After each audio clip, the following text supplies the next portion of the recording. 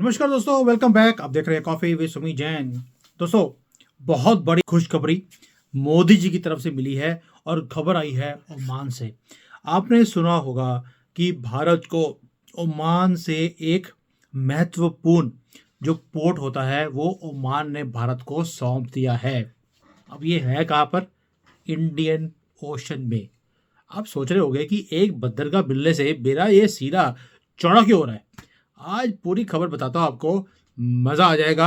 और लिब्रांडुओं का क्या हाल होगा आज, और कांग्रेस का क्या हाल होगा, चाइना का, पाकिस्तान का क्या हाल हो रहा है, ये भी बताऊंगा।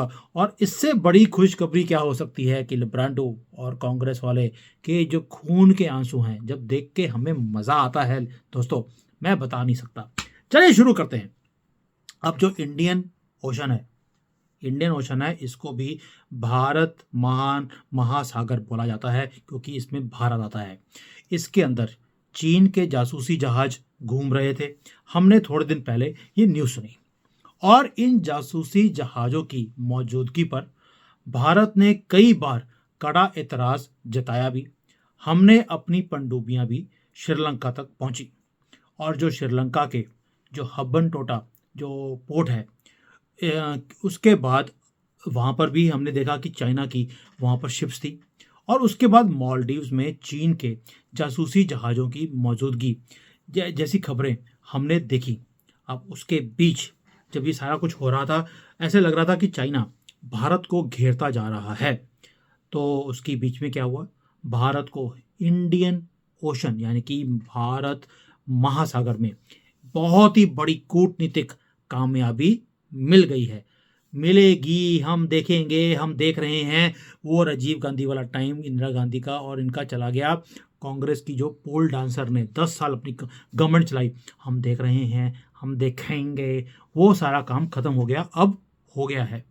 भारत को ओमान में एक रणनीतिक रूप से महत्वपूर्ण बंदरगाह यानी कि पोर्ट तक सीधी पहुंच मिल गई है। इससे जो पर्शियन गल्फ है, उससे होने वाले जो व्यापार है, उसके अंदर भारत को बहुत ही ज़्यादा सहूलियत मिलने की उम्मीद है। भारत को ओमान की जो ये डुकम पोर्ट है, उसकी कमान ओमान के सुल्तान हैथम बिन तारिक की जो भारत की यात्रा हुई थी, उसके 2 महीने के बीच बीच में ये सौंप दिया गया है। वहाँ पर हमने बात की थी उनसे कि हमें इस पोर्ट की परमिशन दी जाए चलाने की, और उन्होंने 2 महीने के बाद दे भी दी। ओमान की जो डुकम पोर्ट है, रणनीतिक रूप से बहुत ही ज़्यादा महत्वपूर्ण है। इससे जो वेस्टर्न और सदर्न जो हमारा इंडियन ओशन है, उसके क्षेत्र में भारत की जो भूमिका है, उसको बढ़ाने में हमें कितनी मदद मिलेगी, ये तो लिब्रांडुओं के आंसू से आपको समझ आ जाएगी। ये कदम हमें जो रेड सी है उससे, और जो वेस्टर्न जो हमारा इंडियन ओशन है, उसके क्षेत्र में जो ये संकट चल रहा है हूतियों का, उससे भी बचने के लिए हमें बहुत ज़्यादा सहूलत मिलेगी। और जो भारतीय जो हमारी नेवी है, उसकी भूमिका भी बढ़ने वाली है। यानी कि अब तो हम पाकिस्तान भी हमारे से रक्षा मांगेगा। वो पाकिस्तान जो हमें डुबोने की बातें बोलता था, अब वो और चीन दोनों अगर रक्षा भी मांगेंगे तो भारत से मांगेंगे, क्योंकि भारत वहीं पर बैठा है। दोस्तों, इसको बोलते हैं जीत, इसको बोलते हैं मास्टर स्ट्रोक। सो मित्रों, मेरे भाइयों बहनों, कि ये मोदी जी बोल रहे हैं भारत के लिए। ये जो ओमान का जो ये डुक्कम पोर्ट है, ये ओमान के सल्तनत ने हमें दे दिया है, और इसके फ़ायदे आपको क्या क्या होने वाले हैं ये भी मैं आपको बताता हूँ। ये मोदी जी ने बताया है। अब उन्होंने ड्यूटी दे दी मेरी कि भैया तुम लोगों को समझाओ, क्योंकि लोगों को मेरी बात थोड़ी सी कम समझ आती है। तो दोस्तों, अब ये डुक्कम पोर्ट ये है क्या? ये पहली बात तो ये समझिए कि मुंबई से जो अगर हम वेस्ट की तरफ जाते हैं, एक सीधी लाइन लगाइए आप, वहां पर ये स्थित है। ऐसे में जो भारत है, भारत ओमान के डुक्कम जो पोर्ट है, उसके ज़रिए अपना माल को आसानी से हम बिल्कुल रास्ते से वहाँ से पहुँचाएंगे हम लोग पोर्ट तक। वहाँ से जो रोड है, वहाँ से सऊदी अरब, और उससे भी आगे हम अपने माल को पहुंचा सकते हैं। यानी कि जो हमने मिडल ईस्ट कॉरिडोर शुरू करना था, उसमें ये पोर्ट हमें बहुत ज़्यादा हेल्प करेगा। और इससे जो गल्फ ऑफ एडन है और जो रेड सी है, इससे सटे हुए जितने भी इलाके हैं, उसमें जो हूती जो विद्रोही हैं वो हमले करते जा रहे हैं, उनसे भी निपटने का हमें मौका मिल जाएगा, हमें आसानी हो जाएगी। और ओमान का जो ये डुक्कम पोर्ट है, वो समुद्री सहयोग के क्षेत्र में भारत के लिए एक लॉजिस्टिक्स बेस भी मुहैया करवाएगा। ये जो अगर हम लोग ह्यूमैनिटेरियन लॉजिस्टिक्स की बात करते हैं, सहायता की बात करते हैं, कोई आपदा आती है, उसके अंदर भी सबसे पहला रिस्पॉन्डर का काम भारत को मिलने वाला है। और भारत की भूमिका और भी ज़्यादा बढ़ जाएगी इस एरिया में। ये जो पोर्ट है, ये भारत को अफ्रीकन जो बाज़ार हैं वहाँ तक भी हमें आसानी देगा। क्यों?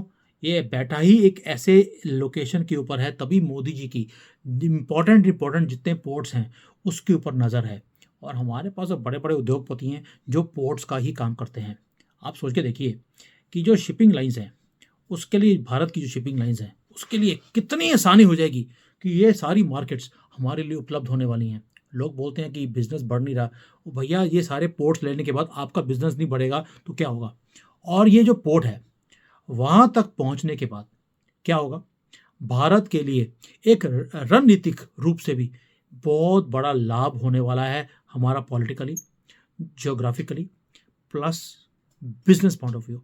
क्योंकि इससे जो खाड़ी के जितने भी क्षेत्र हैं, जो हमारा इंडियन ओशन है और जो अरब सागर है, उसको आसानी से बाईपास किया जा सकता है अब इस सारे चक्कर में।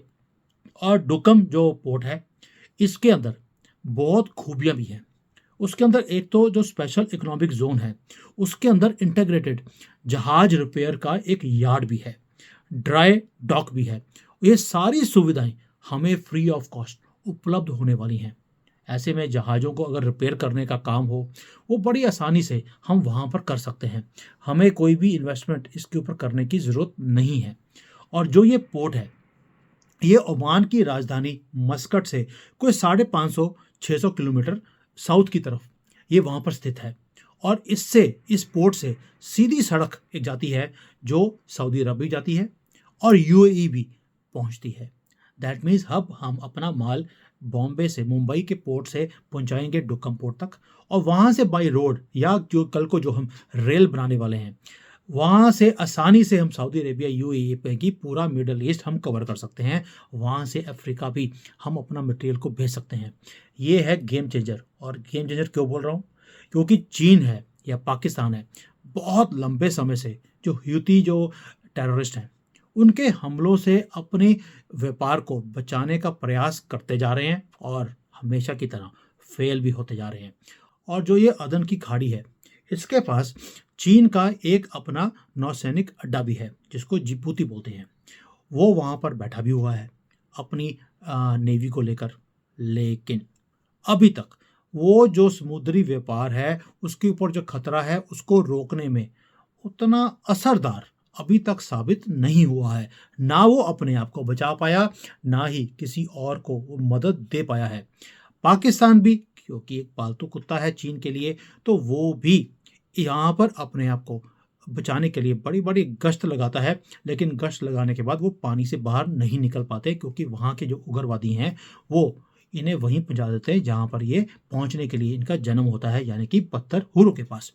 और ये जो गाड़ी है, उसमें घुसने के तक के लिए पाकिस्तान घबराता रहता है। अब इसके पास एक ही चारा है, अपने बाप भारत को बोले, माय बाप मुझे बचा लो। मैं तो वैसे भी मैंने, आपको याद होगा, एक वीडियो बनाई थी अभी रिसेंटली, जिसमें मैंने बताया था कि पाकिस्तान गर्भवती हो चुका है और गर्भपात के कारण उसके 2 बच्चे अब आने वाले हैं। पहले एक बच्चा आया था 50 साल पहले, जिसका नाम था बांग्लादेश। अभी 2 बच्चे और आने वाले हैं। वो अगर आपने वीडियो नहीं देखा है तो आप देख लेना। और जो एक कॉर्ड होती है माँ और बच्चे के बीच में, नेवल कॉर्ड, वो भी हम काट कर वो कहाँ जाने वाली है वो भी मैंने जिक्र किया है, नेवल कॉर्ड क्या है और वो कौन लेके जाएगा। वैसे सुना है कि नेवल कॉर्ड जनरली बाप को दी जाती है कि तुम अपने पर्स में डाल दो, उसके बाद आपकी इनकम सोर्स बढ़ जाएगी। आप जाकर देख लेना, आपको अच्छा लगेगा।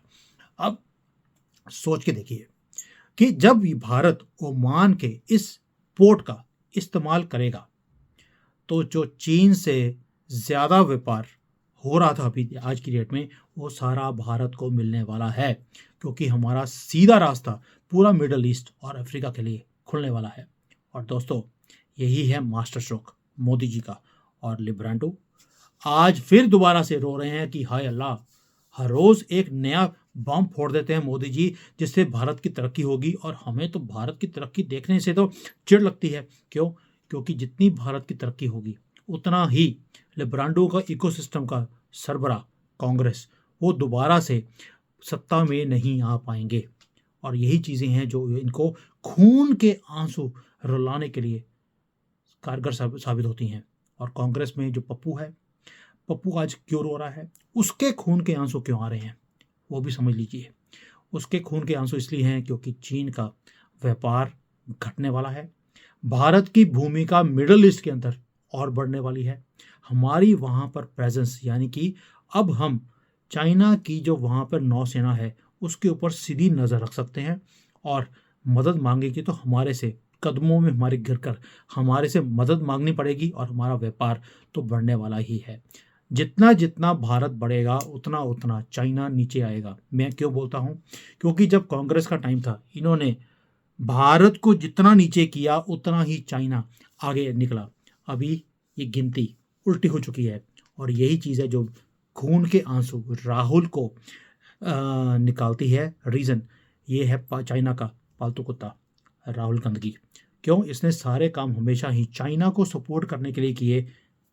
पैसे का मामला भाई, नहीं समझ आता तो मेरी पुरानी वीडियोस देख लेना कि कैसे इन्होंने चाइना से पैसे लेकर भारत की फ्यूचर का सौदा इन्होंने यहाँ पर एग्रीमेंट्स के थ्रू कर लिया था।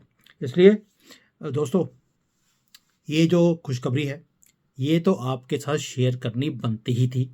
और आपको बता नहीं सकता कि ये कितनी बड़ी एक कूटनीतिक ये जीत है हमारे व्यापार के लिए, हमारी डिप्लोमेसी, हमारा जो वहाँ पर जो प्रेजेंस है, उससे क्या फ़र्क पड़ने वाला है इस सारे डायनामिक्स के ऊपर, आपको अभी अंदाज़ा भी नहीं है। ये वक्त बताएगा। जय हिंद, वंदे मातरम, जय Shri Ram. Hi there. If you liked the video, please don't forget to smash the like button, subscribe to our channel, and activate the bell icon so that you receive all notifications whenever we upload a new video. Thanks for watching.